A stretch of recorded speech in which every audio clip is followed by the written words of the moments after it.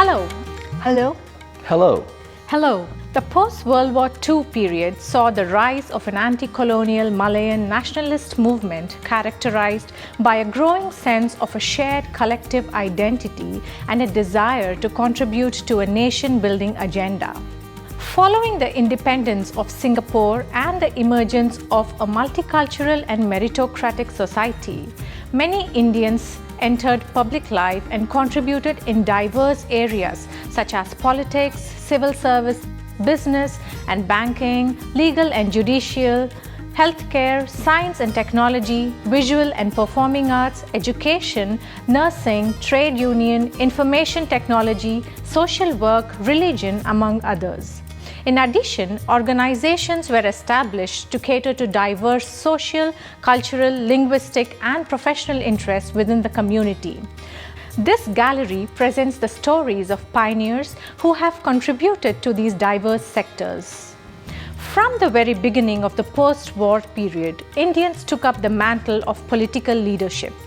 Whereas many English-educated Indians were in favor of achieving self-governance through constitutional means, working with the British to achieve this, many also became part of anti-colonial and militant labor movements that wanted the complete expulsion of the colonial administration and to introduce a socialist democracy. Many Indians were in unique position to take the lead in these movements, having gained experience in the struggle for Indian independence. Crucially, even in these early days, politics in Singapore was marked by a lack of communal bias and was comprised of groups who largely united on the basis of common ideologies and beliefs. Today, I would like to share the stories of two Indian pioneers in the field of politics. S. Rajaratnam started his career as a journalist in London and returned to Singapore in 1948. He wrote for the Malaya Tribune, the Singapore Standard and the Straits Times. His anti-colonial and anti-communist stance got the attention of Lee Kuan Yew, Toh Chin Chye and Goh Keng Swee, with whom he co-founded the People's Action Party or PAP in 1954. He won the first Legislative Assembly election in 1959 from the Kampong Glam constituency and served as Minister of Culture till 1963. He was the first Minister for Foreign Affairs of independent Singapore, holding this position from 1965 to 1980 and participated in the founding of ASEAN. Rajaratnam co-wrote Singapore's National Pledge in 1966. He was the second Deputy Prime Minister from 1980 to 1985. Rajaratnam retired from politics in 1988. On display here is a reproduction of the draft of the National Pledge written in February 1966 by S. Rajaratnam to Ong Pan Boon, then Minister of Education. The pledge emphasized a united and multiracial society that differences could be overcome if Singaporeans were united in their commitment to the country. One united people regardless of race, language or religion. In his efforts to unite the people, he encouraged the notion of Singapore first before ethnic identity, and this is exemplified in an excerpt of his speech made in 1984. If you think of yourself as Chinese, Malays, Indians and Sri Lankans, then Singapore will collapse. You must think of Singapore, this is my country, I fight and die for Singapore if necessary. Another story that inspires me is that of former President Mr. S.R. Nathan. After graduating with a diploma in social studies in 1954, Nathan joined Ministry of Labour as a Seamen's Welfare Officer, eventually moving up to Director of Labour Research Unit. Nathan served in the Ministry of Foreign Affairs and later Ministry of Defence as Director of the Security and Intelligence Division from 1971 to 1979. He retired from civil service in 1982. Nathan was appointed as High Commissioner to Malaysia and Ambassador to the United States. After these two stints, Nathan was Singapore's Ambassador at Large and became Director of the Institute of Defence and Strategic Studies. He was elected as the 6th President of Singapore in 1999, serving for 12 years in this role. He was a founding member of the Singapore Indian Development Association and was conferred the Order of Temasek First Class in 2013. Mr. S.R. Nathan was actively involved in gathering both government and community support for the Indian Heritage Centre project. Here, you see Mr. Nathan's Rolex watch donated to the Indian Heritage Centre by his family. From politics, we would now like to present an inspiring story from the field of defence. Join my fellow docent at the next stop.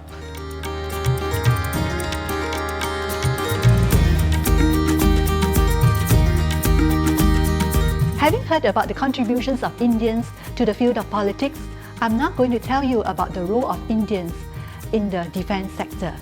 An urgent priority for Singapore immediately following independence and the withdrawal of British forces was to build up Singapore's defence capabilities. The British had left behind military infrastructure in the way of army bases and naval dockyards. Back then, in 1965, Singapore had only 2 infantry battalions of 50 officers, about 1,000 men, and 2 ships, and there was no air force. We had to recruit and train soldiers critically, but soldiering was not seen as a desirable occupation then. Indeed, it was a challenge encouraging young men to join the army. However, Indians, in particular the Punjabis, who have a long tradition of serving in the armed forces, were the exception to this. Officers of Indian origin had a significant role in shaping the early development of the armed forces in Singapore. Indian officers with experience of the British defence system emerged from the ranks of the volunteer reserve units. They were some of the earliest Asian holders of senior ranks within the Army and Navy. Featured in this gallery is one of the pioneers in helping to build up our defence force, Brigadier General Kipa Ramvich. He began his career in the administrative service, but he was also militarily trained. He had served as a cadet officer in the Singapore Volunteer Artillery Regiment and was awarded the Sword of Honour in 1960. He was also mobilised twice during the Konfrontasi, Indonesian armed subversion of Singapore, and the racial riots in the 1960s. In 1965, he was appointed to set up SAFTI, Singapore Armed Forces Training Institute. As the first director of SAFTI, Vich was instrumental in establishing SAFTI under circumstances of considerable urgency with the help of a small group of Israeli advisors. He was awarded the Pingat Jasa Gamelan Meritorious Service Award in 1967 for this. In 1970, he was appointed as the Director of General Staff, Head of Army. Following military service, he went into the Foreign Service as Ambassador to Egypt and was also given charge of Yugoslavia, Pakistan and Lebanon from 1975 to 1979. On display here are his medals, including the Pingat Jasa Gamelan or Meritorious Service Medal he received in 1967, his Long Service Award, the Pingat Pertahanan or Defence Medal, and also the Uniformed Services Malaysia Medal, which was instituted in 1964 to commemorate Singapore's merger with Malaysia in 1963 and awarded to members of the armed forces in Singapore.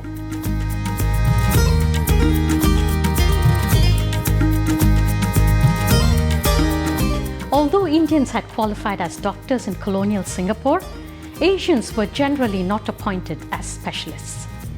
Path-breaking doctors like Dr. Michael Tiruchelvam and Dr. Gopal Haridas paved the way for appointment of Asian specialists.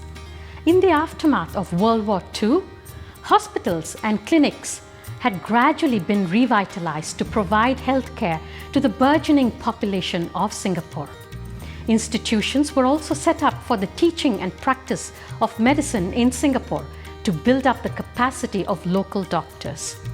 Indians specialized in and left their mark on nearly every area of medicine within Singapore. Many Indian doctors also turned their focus towards the building of medical institutions and to the study of medicine in Singapore. Some of the notable pioneers included A.C. Sinha, an obstetrician and gynecologist at Kandankarbao Maternity Hospital, and Dr. J.M.J. Subramaniam, a pioneer in the local management and elimination of tuberculosis. Today, I want to share the story of a healthcare professional and politician who played an integral role in the establishment of the Indian Heritage Centre, Dr. Balaji Sadasivan. Dr. Balaji was Senior Minister of State for Foreign Affairs and Member of Parliament for the Angmo Kyo GRC. A practicing neurosurgeon, he was in fact Singapore's first and only US board-certified neurosurgeon who also held a law degree. Dr. Balaji gave up medical practice to enter politics in 2001. He served various portfolios in the Ministry of Environment, Ministry of Health, Ministry of Transport, Ministry of Foreign Affairs, and Ministry of Information and Communications and the Arts. In 2007, he was appointed Chairman of the Executive Board of the World Health Organization. Dr. Balaji was an active member of the Indian community and also served as President of the Singapore Indian Development Association and the Singapore Indian Education Trust. He also strongly advocated for more awareness on AIDS and initiatives for early HIV testing. Dr. Balaji was born in Singapore to parents who had migrated from India. He attended local schools right up to university level, where he trained in medicine. It was at the University of Singapore, during his participation in theatre activities, that he met his wife, Dr. Ma Swan Hu, who is today a passionate docent at the Indian Heritage Centre. Dr. Balaji went on to further his training in neurosurgery at the Royal College of Physicians and Surgeons of Glasgow, where he became a fellow in 1984. Following this, he completed his residency training in the US at the Henry Ford Hospital in Detroit and received a fellowship at Harvard University. On his return, he started out his career at the Tan Tock Seng Hospital and went on to private practice in 1994. To resolve medical and legal issues often encountered in his line of work, he also obtained a degree in law with honours from the University of London in 1999. In 2007, Dr. Balaji was elected Chairman of the World Health Organization's Executive Board. On display here is a gavel and stand presented to him after completion of his term as Chairman of the Executive Board of the World Health Organization. You can also see Dr. Balaji's surgical loops that he had worn during neurosurgeries. Dr. Balaji also authored the book The Dancing Girl, A History of Early India, providing valuable insight on the history of India from ancient times to 1600 of the Common Era. Dr. Balaji wrote it as a child of the diaspora in search of his roots. He wanted to connect with the rich Indian heritage that Singapore's Indian communities could draw pride from. He wanted to tell the history of India in a simple, clear, and uncomplicated manner so that it would appeal to non-academics and to non-Indians. More importantly, he wanted to write it for the children of the vast Indian diaspora, scattered in many parts of the world, many of whom may be unfamiliar with India's history and many of whom may have never set foot in India. He wrote it as an amateur, but since its launch, the book has been well received by academics and laymen for its earnest approach. Dr. Balaji had intended for his recounting of Indian history to be written in 5 volumes, encompassing ancient to post-independent periods. But he was only able to complete the first 2 volumes in his lifetime. These were combined together and published under the title The Dancing Girl, inspired by his sighting of an Indus Valley bronze sculpture, an important relic of India's ancient history at the National Museum in New Delhi during his visit there. In addition to the research and writing, Dr. Balaji also did several of the illustrations for the book.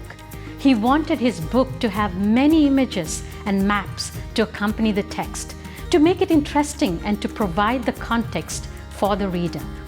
He personally selected the images for the chapters and also managed to do maps for several of the chapters himself before he felt the ill effects of his treatment. Dr. Balaji was the first chairman of the Indian Heritage Centre's steering committee. He laid a clear vision for the development of the project, including the facilities required on site and the content to be displayed. In an interview with the Straits Times in March 2009, Dr. Balaji noted that the centre would be a record of the journey the Indian community took in Singapore. Not just the achievements, but also the sad stories, the heartbreaks, the hardships they overcame to become part of Singapore. Singaporean Indians would find in the centre a chance to see their heritage on display and feel proud about it. In 2010, prior to his demise, Dr. Balaji requested Mr. Easwaran, then Minister in the Prime Minister's office, to take over as chairman of the IHC's steering committee. From healthcare, it is now time to turn to the arts. Let's journey on to the final step in this tour.